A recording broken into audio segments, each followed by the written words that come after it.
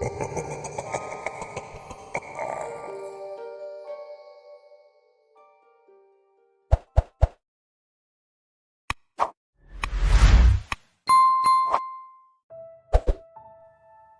killed Joseph Glass for the first time on August 18th, 1999. I knew he was a strange case since day one, never seen a guy so happy to die before. It was like we were doing him a favor. He refused the automatic appeal. He refused to be seen by a chaplain. He just wanted it over with. It had only taken a little over a year, and it was already time for him to make his appointment with God.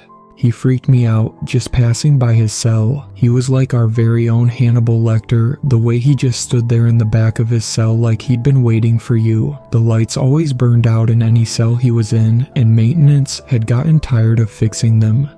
Not that he seemed to mind in the slightest.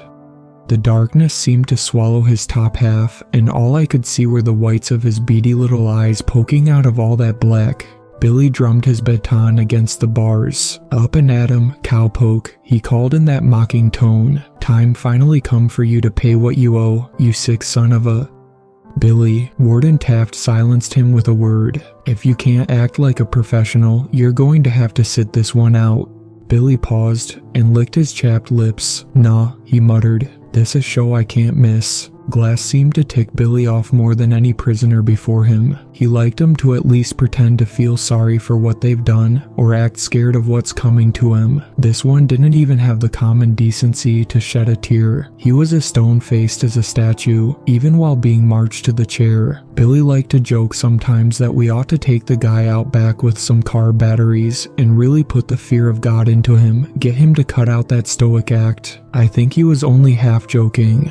After what this guy did to those girls, well, Billy has a daughter, so I guess it struck a chord. We all watched him fry. The warden, his closest men, the thin-faced man representing the commissioner of corrections, the prison physician, the families of those poor girls. It couldn't have gone more by the book. Only oddity I'd noticed at the time was that the stench of death never quite left the clothes I'd worn that day. And then the next morning, we came into work to see the whites of those beady little eyes staring at us from the darkness again. "Good morning, sirs," he said, just as he did every morning, in that airy, hoarse little voice. I'll admit it, I dropped everything I was carrying, stumbled back, stammered like a confused child. Hell, I almost screamed. You're supposed to be..." "I don't know what you mean, sir." He leaned in like he was trying to stare a hole through my chest. His tone almost sounded disappointed. "You never came for me. You promised me that yesterday would be the end, sir, but you never came. I waited all night long. Why did you lie to me?" Me and Taft looked at each other. We both had the exact same question on our minds. If Glass was still alive, who the hell did we roll into the morgue last night? Jesus Christ, Taft gagged when he pulled back the cadaver cover, stumbling away. "It's Billy." I looked. I know I shouldn't have, but I couldn't help it. And I'll be forever haunted by the sight of my friend lying there on his back, mouth agape and cloudy eyes staring into the ceiling, open wide as if he'd spent his last moments in a state of terror. The public never found out what happened. The cover-up story was that poor Billy had been taken by cardiac arrest. Internally, it was the scandal to end all scandals. Worst case of incompetence and negligence in history, they called it. They brought the hammer down on anyone even tangentially involved. Me and Taft were out on our ears, and they would have prosecuted us too, but that would have required admitting it ever happened. But I just could never wrap my head around it. Of those dozens of witnesses, not a single person noticed we were strapping a guard to the chair, not an inmate. It was impossible to the point of absurdity. Glass had been the man in that chair. I'd never been more certain of anything in my life. Some months later, I noticed power flickering off all over the city one evening. It was brief, so I thought nothing of it, at least until I got a call from a familiar number the very next morning. "I understand you were one of the staff who regularly worked with one Joseph Glass. We would like to consult with you about an evolving situation." "Oh." At 7 p.m. yesterday, we attempted the execution of Joseph Glass for the second time. There was a long pause, and when the voice returned, the professionalism had melted away, replaced with a baffled anxiety. And, well, it didn't work. I blinked. It didn't, what?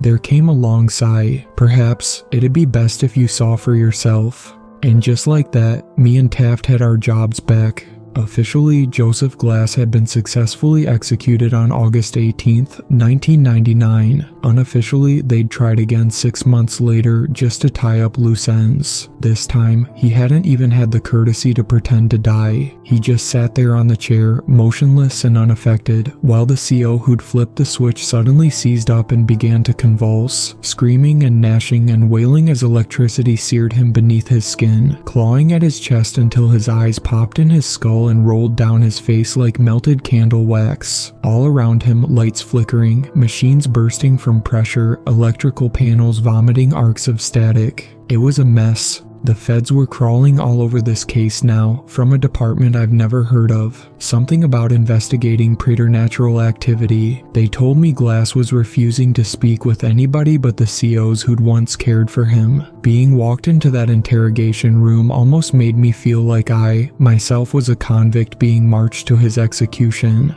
Glass was staring at me when I walked in, like he'd been sat there, motionless, waiting for me. I expected nothing less. I took a shuddering breath as I sat across from him. I'd sat across from serial killers and psychos before and showed no hint of fear, but how could I not now, sitting across from a man who can kill people without touching them? Glass. Officer Mendez. His tone betrayed no emotion. I had thought you'd abandon me. I winced. No, Glass, I'd just been temporarily relieved. It's good to see you again. Would you like a glass of water? I offered it to him. He didn't even look at it. His eyes just bored into mine, relentless. I'm here to ask you a few questions. Silence. Okay, Glass, I need to know how you killed Billy and Kramer. I didn't, he replied. It did. Who? The thing standing behind you. I didn't bother to turn around. I had enough experience with prisoners trying to trick me into looking the other way while they pulled off some half-baked escape plan. Glass, please, let's take this seriously, I replied. I've always treated you with respect, haven't I? You've never had any problems with me. Actually, I do. I have a problem with all of you. Oh. You here all believe that death is a punishment. There was the first hint of emotion I'd ever heard in his voice. It's not. It's freedom. The only freedom. You promised me that gift. You promised me you'd let me die. You've given it to so many other prisoners while leaving me behind. With all of your machines and your science and your knowledge. Surely you can find a way, if anyone. My throat felt suddenly dry. I had to take a sip of the water myself and hoped it would quell my burning nerves. We're trying our best, Glass. But you have to work with us. It may help if you told us. What exactly is preventing us from executing you? He moved for the first time, leaning in, so slow as to be almost imperceptible. It won't let me die. And that's when I felt a hand settle on my shoulder from behind.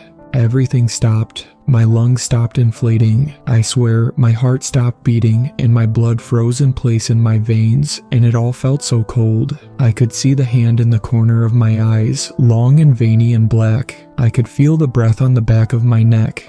I'd once mocked the way deers froze in headlights. Now I understood. I couldn't move. I couldn't blink. I couldn't think. I couldn't even take a single breath. Even as my lungs began to cry out for air, and my vision blurred, and my thoughts melded together, all I could see was Joseph's eyes staring into mine. Those infinite fathoms of darkness, that Stygian sea, that swirled and stormed and thundered in the blackness of his iris, and the eyes of things waiting a million leagues below the waters. And I would have suffocated there, too terrified to even breathe, if those agents in black had not called off the interrogation then and come storming into the room. Later, they showed me the tapes from the security camera. There'd been nothing behind me, nothing placing its thin hand upon my shoulder, nothing at all. On May 7th, 2001, Glass was set to be executed for the third time, via hanging, or so I heard, in some government black site somewhere far from prying eyes. While it was set to happen, me and Taft were sharing glasses of scotch in his office, nominally to celebrate. Really, because we were scared. Taft always struck me as young at heart despite his years, but this was the first time the warden had ever looked truly, properly old. He watched the yard below as he had a drink. Did I ever tell you why I chose this line of work, Mendez? I shook my head and he sighed. Back in '63, they found a woman's body in the back seat of a burnt-out car in some state park near my neighborhood. A prostitute. One of her Johns had chopped her up, burned all the evidence, and you know what got me, Mendez? Nobody cared. Nobody bothered to investigate. Who will notice one less hooker on the corner of 5th Avenue, right? It didn't sit right with me. The way I see it, Mendez, every life matters, even the ones we try and cast aside. Everybody's got people who love them and childhood memories and all that. Everybody deserves justice, no matter who they were. He set down his glass and looked me in the eyes, so I joined the force, got the case reopened, found the guy, and I watched him fry, and I like to imagine she was there watching too, as he burned. There was a tense moment, and then a chuckle. Course, after that bullet to the hip in '71, I couldn't walk the beat anymore, but I've been just as happy here, watching justice be served. It makes me feel like there's some kind of karmic order to the world, like there's some justice. Good deeds and bad deeds get repaid in kind. It was clear there was something lurking beneath his words, some unspoken thesis. Eventually, with old, wrinkled, tired eyes, he said it. I've thought about it, and if Glass doesn't die tonight, I'm finally going to retire, Mendez, he confessed. After what he did to those girls, what kind of order can there be in a world where a monster like that is just beyond justice? I was shocked. Warden Taft always struck me as an unmoving fixture. What would we do without him? He'll die, sir, I promised. It'll work this time. It has to. But he seemed deeply uncertain. With one last shuddering drink, he leaned forward. His eyes, he stared at my expression as if desperate for me to understand, for me to know. Those things in his eyes. Haven't you seen them? And at that moment, Taft was yanked up out of his chair. It was so sudden, so inexplicable, I could barely register what I was witnessing. Some unseen force lifted him 2 or 3 feet above the ground, dangling him there. He choked, coughed, and sputtered, desperate to gasp down air which would not come, and clawed at something around his neck which I could not see. He was hanging, I realized, and with wide, horrified eyes, the same as Billy's had been. He silently begged me for help.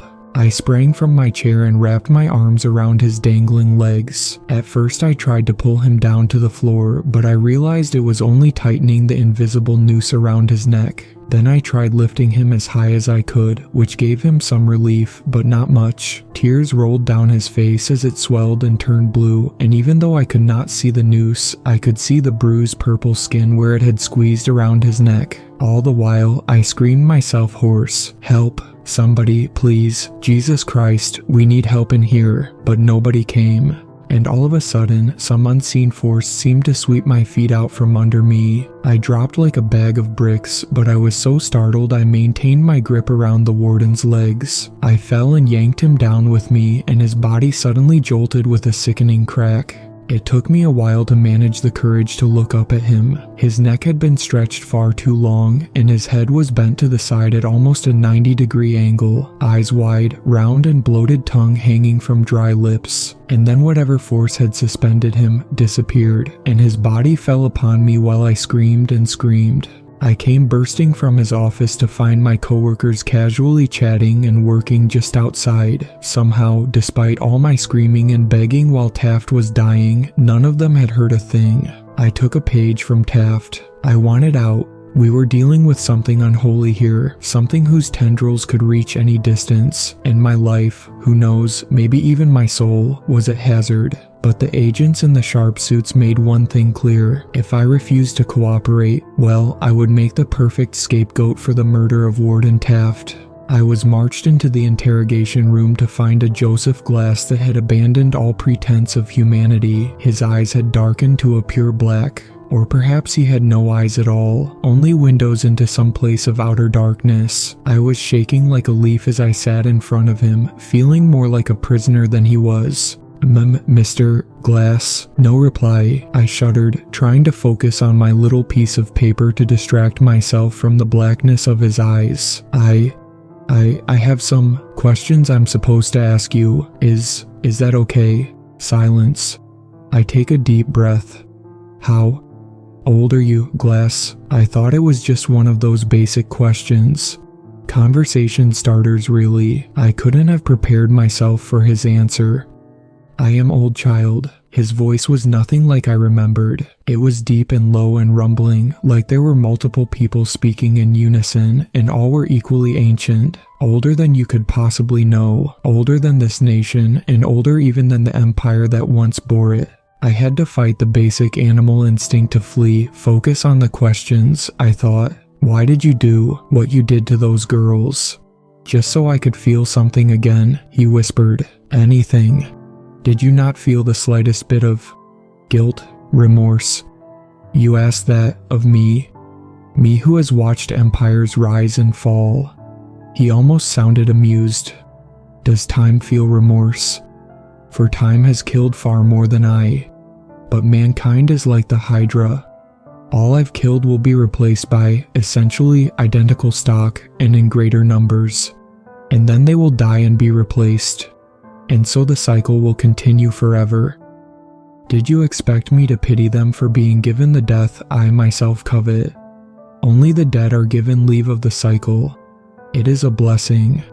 And suddenly he stood from his chair as if he'd never been restrained at all. A blessing you promised me, Officer Mendez. I stared up at him in disbelief. What? How did you? But I couldn't even stammer a sentence out before he was upon me, crawling over the table with the eerie grace of a spider. These were no longer the imperceptible hints of emotions I'd come to expect. It was like a switch had been flipped. Tears streamed down his cheeks, snarling with genuine rage, hurt, betrayal. And beneath those black seas in his eyes, all the things that haunted the fathoms below were rising to the surface. You owe me a death. Make good on your word. Pay your debt.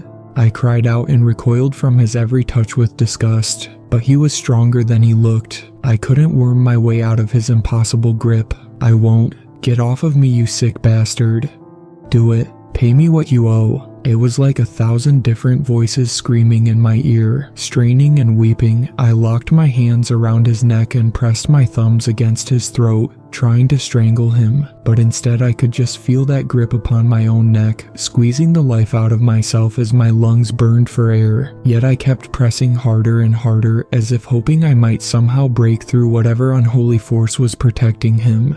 And then those terrible hands grasped my shoulders again, and I was paralyzed by a terror that could be called nothing but ancient and primal. Like the thing standing behind me was the same force that had kept my ancestors huddled terrified in their caves 100,000 years ago, and every one of those voices was crying out to me through my very blood, and it pulled me from my chair, threw me as though I were weightless. And the next thing I knew, I was waking up in the infirmary. Once more, none of this was captured on the security camera. In the footage, I just enter the room and have a seat with strange, almost robotic movements. And then the both us just sit there, staring at each other without speaking, without moving, without blinking, for an hour. After this, Joseph Glass entered a catatonic state, and from then on refused to converse with even me. Now that my usefulness had ended, the agents discarded me like yesterday's trash. Don't even seem to care if I tell anybody. Who would believe me? I thought I'd gotten lucky, that my nightmare was over. I couldn't have been more wrong. Go sorting through any public records, and you won't find a single mention of the name Joseph Glass. They've squirreled him away in that off-the-books black site, and scrubbed away every other trace of him. I'd say he'd been unpersoned, if indeed he could ever be called a person at all. But they're still trying every execution method in the book. I don't know quite why. Maybe it's for research. I'm sure the US military would love to find the secret to making its men as unkillable as Glass. And besides, they're not the ones who have to deal with the consequences. On June 3rd, 2005, they tried a firing squad. I know this because me and my wife were out on our second honeymoon, slow dancing by the lake at night to our favorite song, when I felt a wetness against my chest. I looked down to see her eyes as gray and dull as foggy glass, and her chest shredded to Swiss cheese by rounds that made no sound.